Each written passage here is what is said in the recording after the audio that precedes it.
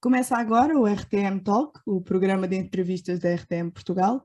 Eu sou Ana Margarida e hoje entrevistamos a mestre em Botânica, doutora em Antropologia Social e pós-doutora em Antropologia e História, Lidis Neyer. Atualmente ela é docente no mestrado em Ciências das Religiões na Universidade Lusófona de Humanidades e Tecnologias em Lisboa. E sendo assim, vamos conversar um pouquinho sobre o legado na mulher no cristianismo. Mas antes disso, Lidis, como está? Olá, Ana Margarida, muito bem, graças a Deus, estamos aqui e muito obrigada por essa poder estar aqui compartilhando um pouquinho sobre esse assunto com vocês da RTM. Ora, essa, nós é que agradecemos a sua disponibilidade. Isso para nós é de mais-valia. Então, sendo assim, conte-nos um pouquinho como é que surgiu o seu interesse neste campo da antropologia e da história, principalmente no que diz respeito ao universo protestante. Certo. Eu acho que talvez a primeira coisa que a gente precisa deixar bem claro é o que é antropologia. Eu Uhum. vejo muitas pessoas pensam também, o que é isto, né? O que um antropólogo faz? Claro, o nome antropologia é estudo do homem, estudo da cultura humana, mas qual é a grande vantagem disso? O antropólogo ele precisa entender a cultura de uma outra pessoa, de uma outra cultura, traduzir para a nossa cultura, para que a nossa cultura então compreenda melhor aquele outro tipo de vida, de outra cultura, e depois ainda tentar retraduzir de novo para a cultura original, para explicar de novo, para verificar se ficou realmente bem compreendido. Então, na verdade, essa ideia, né, todo esse procedimento de uma tradução cultural e depois retradução cultural, ela acaba sendo muito importante também quando pensamos na Bíblia e quando pensamos na própria história. Por quê? Porque hoje estamos vivendo aqui no século XXI, mas precisamos compreender tanto a Bíblia quanto a história do cristianismo dentro do seu momento histórico, quando aquilo foi escrito, quando aquilo aconteceu. Então, o antropólogo ele tem uma visão que possibilita colocar melhor esses aspectos dentro do seu momento histórico e, assim, trazer isso de volta à nossa cultura do século XXI de uma forma um pouco mais, não só tão mais fácil de compreender, como também mais fiel à sua situação. Então, na verdade, a antropologia ela tem esse poder de auxiliar a compreensão tanto dos momentos históricos do cristianismo, como também da própria Bíblia. Uhum. Fantástico, fantástico. E o que é que levou a Lídice a estudar e a aprofundar-se mais na história das mulheres que tiveram impacto no cristianismo? Bom, Ana, uma coisa importante lembrarmos que, claro, existe a situação de ser mulher. E Uhum. quando se é mulher, temos um olhar um pouco diferenciado sobre a própria situação da história. E, ao mesmo tempo, percebemos que há um desconhecimento do papel da mulher, não só na própria Bíblia, como também na história do cristianismo. Por muito tempo, só teólogos, só autores, homens, né, foram valorizados, até mesmo nos cursos de teologia. E por causa disso, aparentemente, as pessoas acreditam que não existam teólogas, não existem mulheres que escrevam coisas. Da mesma forma, a própria história bíblica, né, que é algo que me chama muita atenção. Acostumamos a crescer na igreja ouvindo as histórias do ponto de vista masculino. Por exemplo, vimos sobre Abraão como pai da fé. E não lembramos que Abraão, ao lado de Abraão, está o tempo todo Sarai ou Sara. Então, os personagens bíblicos, eles estão lado a lado, homens e mulheres, mas, na verdade, uma parte das vezes, estamos sempre levados a verificar apenas a parte dos homens, como se os homens conduzissem a história bíblica. E o mesmo acontece também no cristianismo, como se os homens conduzissem o cristianismo. Então, a própria reforma, né, a reforma feita por Lutero, Martim Lutero, mas será que Lutero não tinha nenhuma mulher ao lado dele? Quando começamos a estudar essas questões históricas, começamos a perceber que não, homens e mulheres trabalharam o tempo todo, desde a criação, né? Adão e Eva estavam lá. Ora, E a nem gente mais. sempre se baseia mais na parte masculina. Então, isso me fez atentar para isso e ter essa vontade de trazer isso ao lume, né? Trazer isto à luz, para que as pessoas pudessem perceber, né, que homens e mulheres são importantes na visão de Deus, no reino de Deus, e que devem sim trabalhar juntos, e que isso existe já há muito tempo. Uhum. E entrando assim um pouquinho mais no âmbito pessoal, tem a ver também um pouquinho com o contexto em que cresceu, a forma como via as coisas acontecer na igreja, ou isso não influenciou de alguma forma? Eu não saberia dizer isso concretamente. Eu sou filha de pastor, irmã de pastor, sobrinha de pastor, neta de pastor, bisneta de pastor e assim por diante. Mas de uma igreja presbiteriana no Brasil, né, oriunda da Igreja Presbiteriana do Brasil, onde não há realmente uma liderança feminina, uma liderança sempre masculina. Mas apesar disso, em minha família nunca houve nenhuma restrição à participação da mulher. Então, sempre eu observei em todas as esposas de pastor da minha família, né, e eu como filha de pastor, a possibilidade de estar na igreja, de pregar, de liderar a igreja. Então, eu posso dizer que, na minha vivência pessoal, eu não sofri nenhuma restrição à atuação feminina na Bíblia não, desculpa, na igreja. Mas, apesar disso, eu sei que isso existe, sim, em muitas igrejas, inclusive dentro mesmo da minha denominação de origem, que é a Igreja Presbiteriana do Brasil. Fantástica colocação e muito obrigada por explicar isso, porque dá assim uma maior clareza até. Então, ainda temos mais a certeza que há sim espaço para a mulher, há essa liberdade sim para a mulher. Fazendo agora assim esta linha do tempo, a primeira vocação missionária na Bíblia que é assim revelada, vamos dizer, é feita por quem? É interessante falar sobre isso. A primeira missionária mesmo na Bíblia, que podemos chamar com toda essa ênfase, ela é anônima, é a chamada mulher samaritana, né? Ela é a primeira que Jesus convoca para contar aos outros a respeito de si.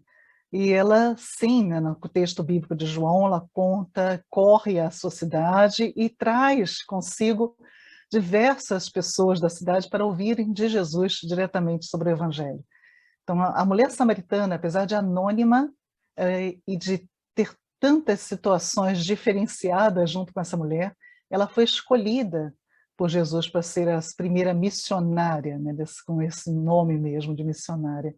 E eu acho que isso é muito importante para pensarmos isso, né? Primeiro, o fato dela ser anônima. Quantas missionárias anônimas existem É nesse verdade. mundo todo, né? Cada uma de nós pode ser uma missionária e muitas vezes não temos nosso nome revelado por aí em jornais ou em livros, em biografias, mas com certeza Deus conhece e o nome está escrito no livro da vida, com certeza, né? Essa é a primeira coisa que a gente consegue ver da mulher samaritana. E segundo, que não existe restrições para essa atuação feminina em missões, né? A mulher samaritana, para muitos, até mesmo para os próprios discípulos, poderia ter sido vista como uma mulher que não seria de forma nenhuma usada ou convocada. Os discípulos estranham Jesus está falando com uma samaritana, com uma mulher, mas foi justamente esta mulher, uma mulher samaritana, que foi a primeira chamada por Jesus para levar o evangelho aos outros. Então, não há restrições, não há restrição quanto à questão do gênero, do sexo, como também não há restrição até mesmo pelo tipo e origem desta mulher. Então, acho que são ensinamentos muito bons e interessantes que Jesus nos deixa, né, registrados no livro de João. Impactante também, né? Porque nos dá assim um gás, né? Até mesmo por uma questão de identidade e tudo mais. Fantástico. Ah, e qual foi assim, o que é que a Lídice nos pode falar um pouquinho acerca da importância das mulheres na igreja primitiva? Porque nós também vemos uma grande atuação por parte delas, até mesmo até no ministério de Jesus. Mas falando agora especificamente em relação à igreja primitiva, o que é que nos poderia falar um pouquinho sobre isso? O primeiro registro da igreja, que é no Pentecostes, em Atos 2, já registra a presença de mulheres reunidas com os discípulos. Acho que isso é uma questão também que nem todos se apercebem disso, né? Que na hora da descida do Espírito Santo, as mulheres também ficaram cheias do Espírito Santo. Inclusive Maria, mãe de Jesus, que também é a última vez que vamos ouvir falar dela na Bíblia, mas ela estava lá, assim como Maria Madalena e outras mulheres. Então, essas mulheres também falaram em línguas, também começaram a evangelizar. Então, a gente vê que realmente a igreja é formada, no seu início, por homens e mulheres cheios do Espírito Santo. E, a partir daí, o livro de Atos vai nos contando a presença de mulheres, não só como evangelistas, no caso de Lídia, por exemplo, Dorcas, que é chamada de discípula na Bíblia, né, que é um caso muito interessante, ela recebe o nome de discípula, mulheres que são chamadas de diaconisas, mulheres que são chamadas de presbíteras por Paulo, mulheres que são chamadas por Paulo como auxiliadoras do evangelho com ele, que vestiram a camisa, né, que arregaçaram as mangas, realmente, que se colocaram à frente da evangelização. Como também uma coisa muito importante do início da igreja primitiva é a presença das mulheres na liderança de igrejas. Então, é muito comum que as mulheres hospedem igrejas em suas casas. E quando a linguagem bíblica diz que a igreja que se reunia na casa de Maria, a igreja que se reunia na casa de Febe, isso, na verdade, são mulheres que estão também tendo liderança ativa. Não é o nome do homem, ou do marido, ou do pai que aparece junto com o nome da casa que hospeda a igreja, mas sim a mulher. E que é uma coisa muito frequente nesse período já também, né? A mulher como líder religiosa, a mulher liderando, porque ela, a mulher, sempre esteve aos cuidados da mulher o ensino principalmente das crianças, dos filhos. Então, a mulher executou essa tarefa de ensinar desde o seu início da igreja. O título de profetisas também, mulheres que eram profetisas. A profecia de Atos em diante já se diz respeito muito mais à explicação da palavra, ao ensino. Então, quando a palavra diz que é uma mulher que profetizava, já no capítulo de Atos em diante, no livro de Atos em diante, são mulheres ligadas ao ensino. Então, a igreja primitiva deve muito à mulher, sim, à mulher que ensinava, a mulher que cuidou, a mulher que estava ali junto. Tanto que uma coisa interessante é que quando Paulo vai perseguir os cristãos, né, antes dele se transformar em apóstolo Paulo, o relato também diz que ele perseguia homens e mulheres cristãos. Né? São detalhezinhos que a gente não percebe às vezes, né? Mas as mulheres estavam presentes até mesmo na perseguição, elas também foram martirizadas, elas também foram, acho que tocaram principalmente essa igreja. É muito interessante que cada vez que a gente vê nas viagens missionárias, ele deixando uma igreja formada, sempre que essa igreja, que Paulo, Pedro, Barnabé, Silas vão deixando igrejas, eles deixam sob liderança de mulheres. Esse é também um referencial muito interessante que a gente observa em todo o Novo Testamento. Uau! Bom, eu não sei quanto ao nosso ouvinte, mas para mim está a ser uma revelação esta entrevista. E quando é que começou, se é que a gente pode dizer que começou, esta aceitação das mulheres no campo missionário? Isso é uma coisa engraçada. Ui.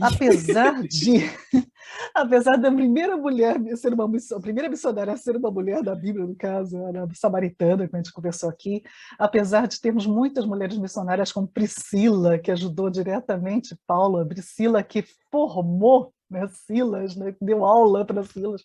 Não. Apesar disso tudo, desses todos os registros na Bíblia, e apesar também das primeiras sociedades missionárias no mundo cristão serem formadas por mulheres também, elas que auxiliavam na parte financeira, de todo o sustento disso aqui, foi só a partir do avivamento do século XIX que as mulheres começam a ser realmente aceitas no campo missionário. Até então, elas eram vistas principalmente como esposas de missionários. E algumas até atuavam, sim, com ministérios paralelos aos seus maridos, mas não tinha a possibilidade de irem sozinhas ao campo missionário. Isso não lhes era permitido. E a justificativa é que eram mais frágeis, então, no campo missionário, elas morreriam muito facilmente também. Seria digamos assim, uma sentença de morte enviar uma moça solteira ao campo missionário. A partir do século XIX, com o avivamento, isso muda. A primeira missionária que começa a mudar isso chama-se Anne Hasseltine. Ela, esposa de pastor também, esposa de missionário na Índia, mas ela desenvolve um ministério paralelo ao marido, né, criando escolas, essa parte de medicina também, de auxiliando nos cuidados da saúde. E a partir dela que parece que a igreja começa a perceber que as mulheres têm um papel muito importante nessa parte do ensino e na parte da saúde. E com isso conseguiam entrar muito mais facilmente nas outras culturas e abrir caminho para o evangelho. E aí então o número de missionárias só começou a crescer. No século XIX mesmo já tínhamos no campo missionário, eu tinha até deixado isso anotado aqui, tínhamos em 1909, no iniciozinho, do século XX, 4.710 mulheres solteiras em missões. Uau. Isso, então, do século XIX para o século XX já teve esse pulo. E até hoje, quando vemos todas as agências missionárias no mundo inteiro, as mulheres são em maior número.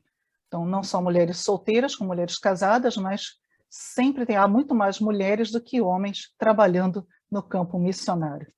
Uau. De algumas coisinhas que eu já dei assim uma lida, havia também aquele estigma do género, se a mulher ela não conseguia, né, porque estamos a falar de há séculos atrás, se ela já atingia uma idade que para a sociedade já era velha para casar e já ninguém a queria, então diziam que a escapatória que ela tinha era ser missionária. Isso realmente era uma realidade ou é mitos que nós vamos ouvindo assim ao longo do tempo? As duas coisas são possíveis, sim. É um pouco mito, mas sim, existia sim o caso daquelas que se dedicavam depois de uma certa idade a trabalhar em missões, porque era uma tradição também. Vamos pensar que isso, mesmo antes do período da Reforma, muitas mulheres iam para os conventos também pela mesma situação.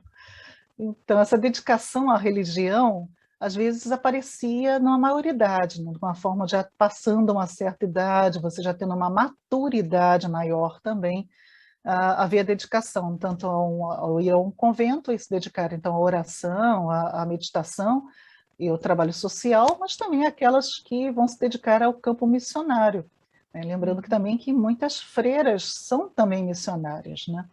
Então, essa ideia da mulher solteira, da mulher com a idade mais madura, então com uma maturidade também maior, isso facilitou, sim, a entrada de muitas nos campos missionários, mas não seria, eu acredito, por preconceito, não. Eu vejo que isso é mais uma forma que a mulher se sentia um pouco mais livre para poder assumir esse tipo de vida, já que com uma família, com filhos para criar, isso tudo fica muito mais difícil, com certeza. Nós já estamos quase a celebrar mais um aniversário da Reforma Protestante. O que seria interessante falar sobre o papel da mulher na Reforma? Há pouco mencionou até Martinho Lutero, né, que não foi só Martinho Lutero, ele tinha alguém ao lado dele. O que é que nos poderia falar um pouquinho sobre isso? Isso é algo também que poucas pessoas conhecem, por que pareça. Mais uma vez, falamos muito dos reformadores homens, né? Falamos de Lutero, falamos de Zwingli, falamos de John Knox, mas não falamos de João Calvino, mas não falamos muitas vezes das mulheres que estavam ao lado deles e das mulheres que contribuíram trabalhando também com os reformadores, as reformadoras. No caso de Lutero, é um pouco mais conhecido o seu casamento com Catarina von Bora, mas nem todo mundo sabe que Catarina von Bora participava das discussões teológicas em casa, né? As reuniões que eram feitas, celebradas em casas com Lutero, com seus alunos, com seus colegas, pastores, Catarina estava lá junto, e Lutero a chamava, inclusive, de teóloga, né? Dava esse título para ela, e porque ela tinha o conhecimento, né? Vamos lembrar que Catarina tinha todo o estudo, ela tinha sido freira, e ela discutia e participava das discussões em pé de igualdade com todos os homens. Mas não era só Catarina, tinham várias outras mulheres também, não só esposa desses reformadores, que ajudaram muito, sim, muitas, esposa de Melanchthon, todos foram também auxiliares, como outras mulheres, como, por exemplo, Elizabeth Cruciger, que era a primeira compositora de hinos, também, que Lutero utilizou para o primeiro inário protestante, com hinos criados por uma mulher. Hinos que teologicamente corretos, dentro de toda a compreensão da teologia reformada. Além disso, temos, por exemplo, a Elizabeth Göttinger, que era também uma duquesa lá da Saxônia, e que ela levou a reforma, ela foi chamada de mãe da reforma na Saxônia, né? Ela governou a Saxônia por 6 anos, e ela que fez a reforma, na verdade, conhecia Lutero, correspondia-se com Lutero, com Melanchthon, e teve a coragem de implantar a reforma no seu estado. Ao mesmo tempo, temos outros interessantes, como Árgula Stauffacher Grundbach. Árgula, ela era também uma panfleteira, ela escrevia textos, folhetos, né, nos chamaram hoje de folhetos, e divulgou esses folhetos sobre a reforma por muitos lugares, né? Ela escrevia muito bem. Ela começa a trabalhar Árgula porque a universidade tinha expulso, né, os pastores, os professores protestantes, e ela ficou tão chateada com essa história que ela começa a escrever contra isso e fazendo panfletos reclamando. O seu marido, por exemplo, perde até o emprego por causa disso, mas a aula não para, ela continua apoiando, a ponto de Lutero a chamar até mesmo de um instrumento de Deus na reforma. Então, mulheres que participaram ativamente da reforma. Outra interessante é a Catarina Zell, essa também pouco conhecida, a Catarina Zell, esposa de pastor do Mateus Zell, mas também que foi a primeira pregadora, né, do sexo feminino. Isso tudo que a gente está falando aqui, né, temos que lembrar que há quantos anos atrás, né, estamos falando aqui de século XVII, século XVI, né, no caso. E aí, o que a gente está conversando essa história toda, né? Catarina Zell, ela prega em lugares onde os homens não queriam pregar. Por exemplo, ela prega em 2 sepultamentos de mulheres anabatistas. Os pastores se recusaram a pregar no sepultamento dessas mulheres, e ela pega, não, eu vou pregar como mulher. Ela prega no sepultamento do seu próprio marido também. Ela faz vários sermões públicos, né, e o seu marido a chama de auxiliadora, de ministra junto com ele.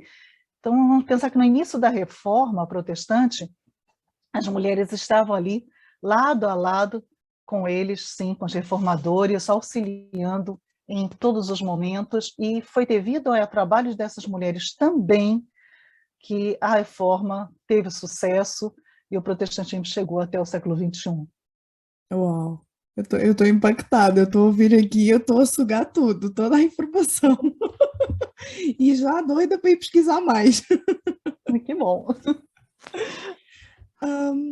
Lidis, acredita que hoje em dia nós temos ainda assim mulheres que são modelos para nós, no contexto de missão? Sim, com certeza, né? Isso, dentro do cristianismo, ainda temos muitas mulheres que estão por aqui trabalhando, atuando, e como eu até já me referi, muitas delas não temos um nome, né, muito reconhecido, né, mas elas estão sim nos campos de trabalho, estão atuando muito fortemente, e a gente precisa, digamos assim, reconhecer isso, reconhecer como a frente feminina é muito importante, tanto na levar o evangelho, na implantação do reino de Deus na terra, em todos os sentidos, né? Uma teologia integral mesmo, né? A mulher, ela atua não só na evangelização, como também na parte da sociedade, né? Ela atuando como educadoras, como médicas, enfermeiras, e com isso elas conseguem realmente penetrar em muitas áreas, levando consigo, com a sua própria vida, o exemplo do Evangelho. Então, sim, temos atualmente muitas mulheres por aí tudo, e que vale a pena apoiar, vale a pena conhecer, né? Entrar nos sites das missões, seja qual for, Missão Batista, Metodista, Anglicana, Luterana, Presbiteriana, todas essas denominações têm missionárias fazendo trabalhos fantásticos. E para terminar, embora eu saiba que a conversa está boa, será que nos podia nomear mulheres ou até mesmo indicar algum material, livros, por exemplo? Sim, com certeza. Eu queria convidar primeiro todos vocês, ouvintes, a entrarem no meu blog pessoal, no meu blog que é www.lidseymeyer.pro.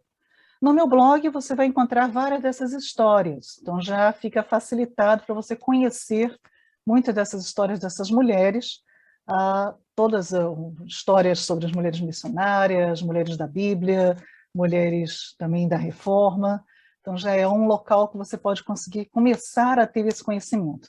E se quiser buscar em livros, há uma autora que tem trabalhado muito isso, que é a Ruth Salviano. A Ruth Salviano tem livros como A Voz Feminina da Reforma, Vozes Femininas nos Avivamentos, Vozes Femininas do Início do Cristianismo, o último livro chamado Reformadoras. Alguns desses livros são possíveis de serem comprados como e-book, então facilita também a gente conseguir ter acesso a isso aqui em Portugal. Há um livro também muito interessante chamado Bordando Memórias, Histórias de Mulheres no Movimento da Reforma, esse é da editora Sinodal, escrito por Márcia Biassi, também muito interessante também sobre esse assunto. E aqui, em Portugal, na Paulinas, você encontra também, na editora Paulinas, algum material muito bom, pode ser comprado também. Existe um livro, por exemplo, chamado Paulo e as Mulheres. Recomendo para quem também acha que o apóstolo Paulo seja machista. Não, o apóstolo Paulo não é machista.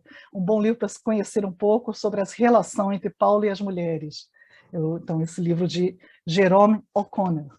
Outro livro interessante também para quem gosta da história das mulheres da Bíblia é Maria de Magdala, uma genealogia apostólica, também da editora Paulinas. Eu recomendo a leitura para conhecer mais sobre a atuação das mulheres nesse início da igreja. Há também na própria editora Paulinas também mais 2 livros que eu recomendo. Um chamado Jesus a Samaritana, para quem quer conhecer sobre essa ação da mulher samaritana como primeira missionária. E há um livro muito interessante sobre a atuação da mulher na igreja, chamado A Mulher na Bíblia, na Igreja e na Sociedade. Todos esses últimos livros são da editora Paulinas, aqui de Portugal, então são livros que são fáceis de serem comprados e muito interessantes para a gente começar a estudar esse assunto da mulher na igreja, na Bíblia e na sociedade. Maravilha. Lidis, muito, muito obrigada. Esta conversa, esta entrevista valeu muito, muito, muito. E eu creio também que os nossos ouvintes eles foram bastante impactados com toda esta conversa. Muito obrigada. Quero agradecer mesmo. Foi uma excelente conversa, muito esclarecedora, principalmente. E muito obrigada, principalmente, por ter disponibilizado o seu tempo. Que isso, Dona Margarida, eu que agradeço. Coloco à minha disposição também, aqueles que quiserem também podem me encontrar pelo meu site, www.lidsimer.pro, podem mandar mensagem, perguntas.